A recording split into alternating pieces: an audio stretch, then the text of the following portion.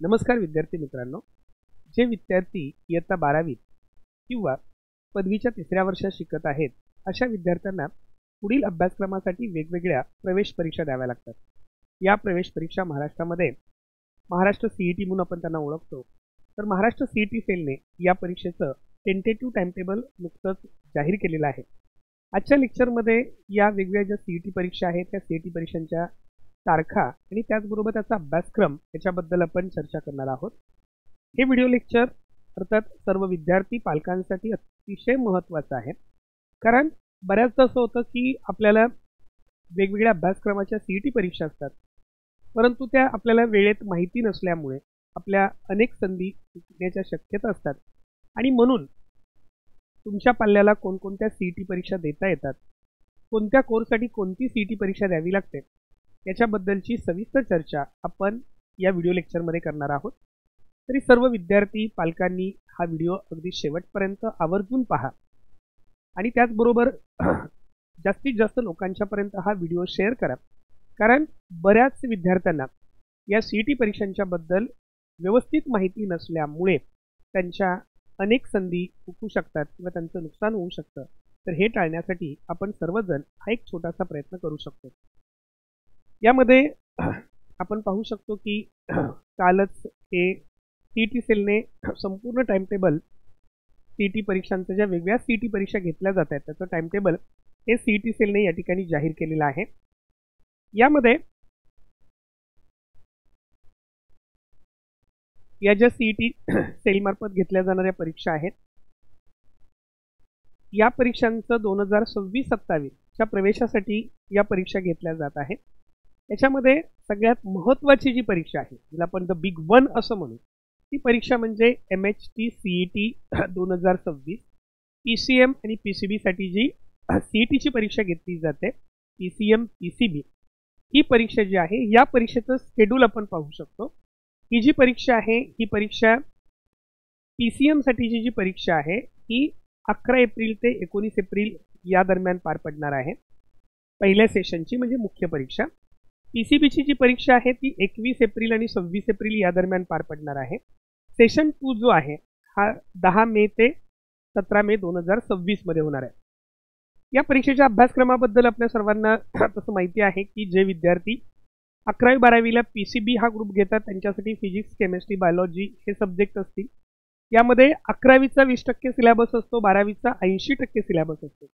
जे विद्यार्थी PCM group घेतात त्या विद्यार्थ्यांसाठी फिजिक्स केमिस्ट्री मॅथ्स हे विषय असतात, तिथे सुद्धा 20% अभ्यासक्रम जो आहे हा 11वीचा असतो आणि 80% अभ्यासक्रम हा 12वीचा असतो।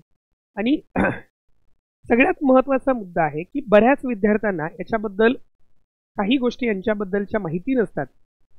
म्हणजेच उदाहरणार्थ समजा मी PCB ग्रुप असेल माझा, तर PCB ग्रुपची मी सीईटी दिली तर त्याच्यामधून मला नेमक्या कोणत्या कोर्सेसला ॲडमिशन मिळेल।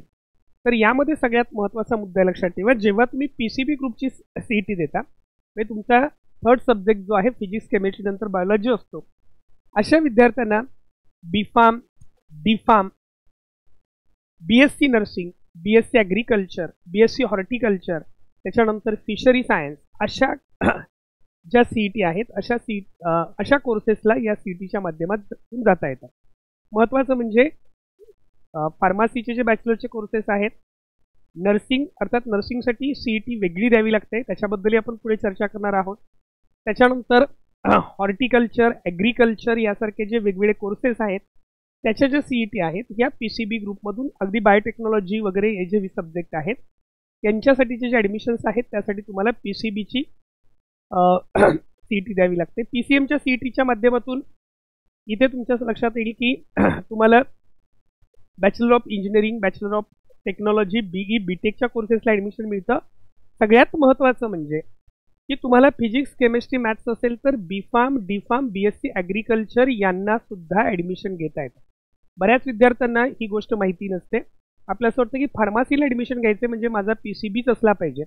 समजा तुमचा PCM हा ग्रुप आहे आणि तुम्हाला फार्मसीला ॲडमिशन घ्यायचं असेल तरी सुद्धा तुम्हाला ती सीईटी परीक्षा देता येते। त्याच्यानंतर काही पालकांचं असं मत असतं की मी PCBची सीईटी परीक्षा दिली की आपल्याला असं वाटतं की ती मेडिकल एंट्रन्स एक्झाम आहे पण नाही. मेडिकलचे जे वेगळे कोर्सेस आहेत, मग त्याच्यामध्ये सगळ्यात महत्त्वाचं जे कोर मेडिकल आहे त्यामधला MBBSचा कोर्स असेल, म्हणजेच बॅचलर ऑफ मेडिसिन आणि बॅचलर ऑफ सर्जरी. त्याच्यानंतर BDS असेल, बॅचलर ऑफ डेंटल सर्जरी. या दोन्ही कोर्ससाठी आपल्याला नीटची एक्झाम द्यावी लागते. त्यासाठी CETची एक्झाम द्यावी लागत नाही. अर्थात स्टेट वाईज कोठा त्याचा वेगळा असेल, तो भाग वेगळा, परंतु एक्झाम मात्र तुम्हाला नीटचीच द्यावी लागते. त्याचबरोबर BAMS, त्याच्यानंतर BHMS Ayurvedic medicine and surgery असेल, होमिओपॅथिक मेडिसिन अँड सर्जरी असेल, BUMS Unani medicine and surgery असेल, BVSC म्हणजे थोडक्यात वेटरनरी सायन्स आणि ॲनिमल हजबंडरीचा जो कोर्स आहे याच्यासाठी सुद्धा तुम्हाला नीटची परीक्षा द्यावी लागते. अर्थात फार्मसीमधले काही ॲडमिशन्स नीटच्या कोट्यामधून देखील भरले जातात, परंतु यामध्ये तुम्हाला CETच्या कोर्सेसमधून या कोर्सेसला CETची परीक्षा देऊन या कोर्सेसला प्रवेश घेता येत नाही. इथे मात्र तुम्हाला नीटची परीक्षा द्यावी लागते. त्याच्यानंतर पुढच्या ज्या CET एक्झाम आहेत यामध्ये MBA आणि MMS CET जी आहे, तुम्ही पदव्युत्तर अभ्यासक्रमासाठी जी परीक्षा देतात त्यामध्ये तुम्हाला इथे लक्षात येईल की याच्या तारखा ज्या आहेत 6 एप्रिल 2026 ते 8 एप्रिल 2026. सेकंड अटेम्प्ट तुमचा 9 मे 2026ला असेल. याच्यासाठी जो अभ्यासक्रम आहे यामध्ये logical and abstract reasoning, logical and abstract reasoning पहिला विषय आहे. क्वांट म्हणजेच मॅथमॅटिक्सचा पार्ट आहे. वर्बल ॲबिलिटी हे जे टॉपिक आहेत हे तुमच्या MBAच्या CET एंट्रन्स एक्झामसाठी आहे.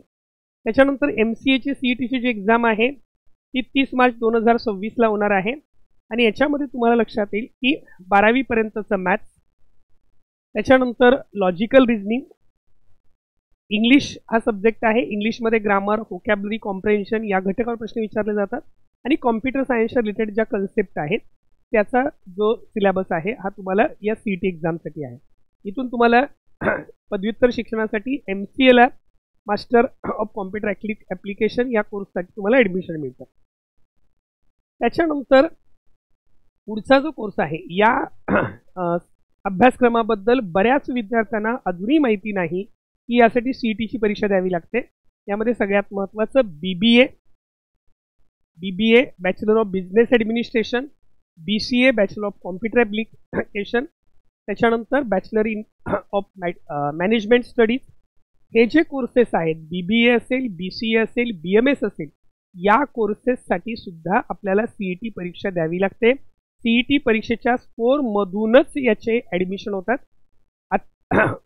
त्याच्या अगोदर केवळ 12वीच्या मार्क्सवर तुम्हाला FYला ॲडमिशन मिळत होते, पण मागील वर्षापासून त्या सर्वांसाठी CET परीक्षा आहे आणि बरेच विद्यार्थी 12वीच्या अभ्यासक्रमावर फोकस करतात, परंतु या ज्या CET परीक्षा आहेत या CET परीक्षेच्या अभ्यासक्रमाकडे दुर्लक्ष करतात.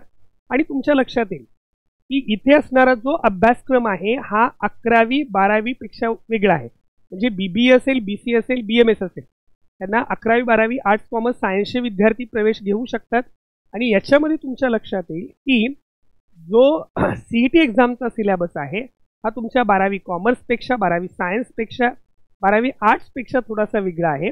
यामध्ये तुम्हाला इंग्लिश लँग्वेज हा विषय आहे, वर्बल रिझनिंग म्हणजे रिझनिंग वर्बल आणि अरिथमेटिक असं दोन्ही आहे, general knowledge and current affairs आहे आणि त्याचबरोबर कॉम्प्युटर बेसिक्स आहे.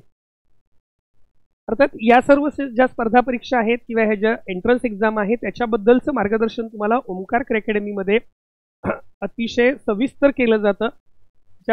या परीक्षा जर तुम्हाला द्यावयाच्या असतील तर नक्कीच ओमकार अकॅडमीकडून तुम्हाला मार्गदर्शन उपलब्ध करून घेता येईल.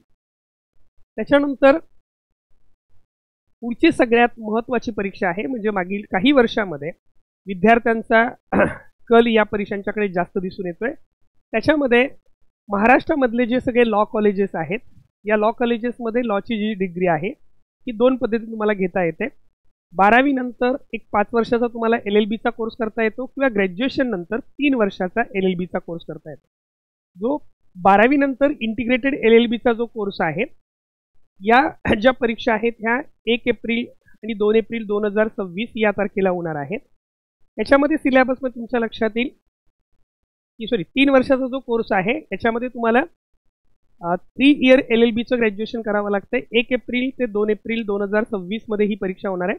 याच्यासाठी जो विषय आहे legal aptitude, general knowledge, logic आणि इंग्लिश. इथे मॅथ्स हा विषय नाही, परंतु 5 वर्षाच्या CET मध्ये मात्र तुम्हाला मॅथ्स हा विषय असतो. त्याच्यानंतर 5 वर्षाची CET आहे, याच्यामध्ये सुद्धा ही परीक्षा तुमची 8 मे 2026 मध्ये होणार आहे. यामध्येच अभ्यासक्रमामध्ये लिगल अप्टिट्यूड हा विषय, लिगल अप्टिट्यूड हा कॉमन सब्जेक्ट आहे, 3 इयर्ससाठी सुद्धा आहे, 5 वर्षाच्या LLB साठी सुद्धा आहे. जनरल नॉलेज आहे, लॉजिक आहे, इंग्लिश आहे आणि बेसिक मॅथ्स जे आहे हे 5 वर्षाच्या LLB साठी तुम्हाला आणखी एक विषय आहे. अशा पद्धतीने ही जी 3 इयर्सची LLB किंवा 5 इयर्सची जी LLB आहे याच्यासाठीच्या ज्या परीक्षा होणार आहेत त्या 1 एप्रिल आणि 2 एप्रिल 2026ला 3 इयर्स LLBची एंट्रन्स एक्झाम होणार आहे. CET परीक्षा होणार आहे. 8 मे 2026ला 5 इयर्स LLB कोर्ससाठी CET एक्झाम होणार आहे. त्याच्यानंतर ज्या विद्यार्थ्यांना एज्युकेशन सेक्टरमध्ये जायचंय अशा विद्यार्थ्यांसाठी BEd आणि MEdचे जे कोर्सेस आहेत यांच्यासाठीच्या CET एक्झाम्स ज्या आहेत ह्या BEdसाठी 27 मार्च ते 29 मार्च 2026, MAdसाठी 25 मार्च 2026ला होणार आहे. आणि जे इंटिग्रेटेड BEd MAd आहे म्हणजे 12वी नंतर असणार जे इंटिग्रेटेड BEd MAd आहे याच्यासाठी 9 एप्रिल 2026ला CETची परीक्षा होणार आहे. याच्यामध्ये सिलेबसचा जो फोकस आहे तो बहुतेक सर्व CET परीक्षेचा तुमच्या लक्षात येईल की सिलेबस एक कॉमन सब्जेक्ट तुम्हाला दिसतील, mental ability, logic, general knowledge, त्याच्यामध्ये इव्हेंट, सायन्स, हिस्ट्री यासारखे टॉपिक आहेत आणि टीचर अप्टिट्यूड, शिक्षक क्षमता किंवा आपण त्याला शालेय क्षमता असं म्हणू, हे जे विषय आहेत हे विषय या ठिकाणी तुम्हाला BEd MAdच्या एंट्रन्स एक्झामसाठी आहेत. त्याच्यानंतर पुढचा जो कोर्स आहे मेडिकल अँड नर्सिंग एज्युकेशन, याच्याबद्दल सुद्धा बऱ्याच विद्यार्थ्यांना माहिती नसते. बरेच विद्यार्थी पालक या बाबतीत अनभिज्ञ आहेत आणि मग त्याच्यानंतर ज्यावेळेला आपण 12वीचा रिझल्ट लागतो त्यावेळेला नर्सिंगला ॲडमिशन घ्यायचं आहे त्याची चौकशी करायला जातो आणि त्यावेळेला आपल्याला समजतं की अरे बाबा यासाठी CET परीक्षा द्यावी लागते. तर नर्सिंगसाठी तुम्हाला 2 प्रकारच्या CET द्याव्या लागतात. याच्यामध्ये MH DPN PHN म्हणजे डिप्लोमासाठी जे आहे तो सायकॅट्रिकमधला असेल, पब्लिक हेल्थमधला असेल, त्याची परीक्षा जी आहे ही 5 मे 2026ला आहे. आणि महाराष्ट्र BSc नर्सिंगसाठी महाराष्ट्र नर्सिंग CET जी आहे ही 6 मे आणि 7 मे 2026ला आहे. BSc नर्सिंगसाठी तुम्हाला अर्थात हा 12th स्टँडर्ड 12वी नंतर तुम्हाला ही परीक्षा देता येते. विषय आहेत फिजिक्स, केमिस्ट्री, बायोलॉजी, इंग्रजी इंग्लिश हा सब्जेक्ट आहे. इथे बरेच विद्यार्थी हे जे 2 विषय आहेत ते बऱ्याचदा त्यांच्या लक्षात राहत नाहीत कारण PCBच्या CETची तयारी करत असतात. तर इंग्लिश आणि नर्सिंग अप्टिट्यूड हा सुद्धा विषय आहे. त्याच्यानंतर जो तुम्हाला 10वी नंतर डिप्लोमा करायचा असेल तर MH DPN PHN ही परीक्षा द्यावी लागते. यामध्ये तुम्हाला जनरल नर्सिंग आणि मिडवायफरी याच्यावर फोकस असतो. याच्यामध्ये हे CETची जी परीक्षा आहे त्या तारखा सुद्धा आलेल्या आहेत. 5 मे 2026ला ही CETची परीक्षा होणार आहे. त्याच्यानंतर क्रिएटिव्ह अँड फिजिकल एज्युकेशनमध्ये क्रिएटिव्ह आर्ट्ससाठी जर तुम्हाला CETची परीक्षा द्यायची असेल तर याच्यामध्ये जी महाराष्ट्र B डिझाईन CET जी आहे ही B design bachelor of design ही जी CET आहे ही तुम्हाला 5 एप्रिल 2026ला होणार आहे. त्याच्यानंतर ASC CET जी आहे जी फाईन आर्टमधली तुम्हाला डिग्री पाहिजे असेल त्याच्यासाठी जी CET आहे ही 10 एप्रिल 2026ला आहे. यांच्या सिलेबसमध्ये ऑब्जेक्ट, मेमरी ड्रॉइंग, GK हे विषय आहेत. त्याच्यानंतर ज्या विद्यार्थ्यांना BPEd किंवा MPEd करायचं आहे, बॅचलर इन फिजिकल एज्युकेशन आणि मास्टर इन फिजिकल एज्युकेशन म्हणजे थोडक्यात तुमचे शालेय स्तरावरचे PTचे जे शिक्षक आहेत त्यांच्यासाठी जी परीक्षा द्यावयाची आहे ती परीक्षा लेट मार्च किंवा अर्ली एप्रिल होईल. याची एक्झॅक्ट तारीख दिलेली नाही. यामध्ये रिटर्न टेस्ट होते आणि त्याच्यानंतर फिजिकल फिटनेसची फील्ड टेस्ट होते. अशा 2 स्वरूपामध्ये ही परीक्षा घेतली जाते. तर अशा पद्धतीने या वेगवेगळ्या ज्या CET एक्झाम्स आहेत याच्या तारखा डिक्लेअर झालेल्या आहेत. या परीक्षेच्या माध्यमातून अतिशय महत्त्वाच्या अशा कोर्सेसचं ॲडमिशन होत असल्यामुळे तुमच्या 11वी 12वीच्या अभ्यासक्रमा एवढंच किंवा त्याच्यापेक्षाही अधिक महत्त्व ह्या CET परीक्षांना आहे आणि त्याच्यामुळे या CET परीक्षेची अतिशय योग्य तयारी होणं क्रमप्राप्त आहे. तर या CET परीक्षांच्या बाबतीत ह्या सर्व CET परीक्षांच्या बाबतीत तुम्हाला मार्गदर्शनाची आवश्यकता असल्यास ओमकार अकॅडमीच्या माध्यमातून या सर्व परीक्षांचं मार्गदर्शन केलं जातं. त्याचबरोबर ओमकार अकॅडमीच्या माध्यमातून जे विद्यार्थी इयत्ता 10वी मध्ये शिकत आहेत, इयत्ता 12वी मध्ये शिकत आहेत, अशा विद्यार्थ्यांना नेहमीच प्रश्न पडलेला असतो की मी 10वी नंतर नेमकं काय केलं पाहिजे, मी 12वी नंतर नेमकं काय केलं पाहिजे. अशा विद्यार्थ्यांना करिअर गायडन्स सुद्धा केलं जातं, करिअर काउन्सिलिंग त्यांचं घेतलं जातं. तर यासाठी तुम्ही ओमकार अकॅडमीशी संपर्क साधू शकता. त्याचबरोबर या परीक्षांच्या अपडेट्ससाठी तुम्ही ओमकार अकॅडमीचं जे यूट्यूब चॅनल आहे, टेलिग्राम चॅनल आहे, हे सबस्क्राईब करून ठेवा. तुम्हाला त्याचे अपडेट्स वेळोवेळी मिळत राहतील. आणि अधिक मार्गदर्शनासाठी 9870480875 या भ्रमणध्वनी क्रमांकावर तुम्ही फोन करू शकता. या परीक्षा तुमच्या शालेय जीवनातील अतिशय महत्त्वाचा टप्पा आहे. तुमच्या शैक्षणिक कारकिर्दीतील आणि करिअरच्या दृष्टिकोनातून अत्यंत महत्त्वाचा टप्पा आहे. तुम्ही सर्वजण या परीक्षांचा अतिशय गांभीर्याने तयारी करतच असाल, पण ह्या तुमच्या तयारीला जर ओमकार अकॅडमीची मार्गदर्शनाची जोड मिळाली तर नक्कीच तुम्हाला 100% यश मिळेल. सर्व विद्यार्थ्यांना या परीक्षांसाठी हार्दिक शुभेच्छा. धन्यवाद.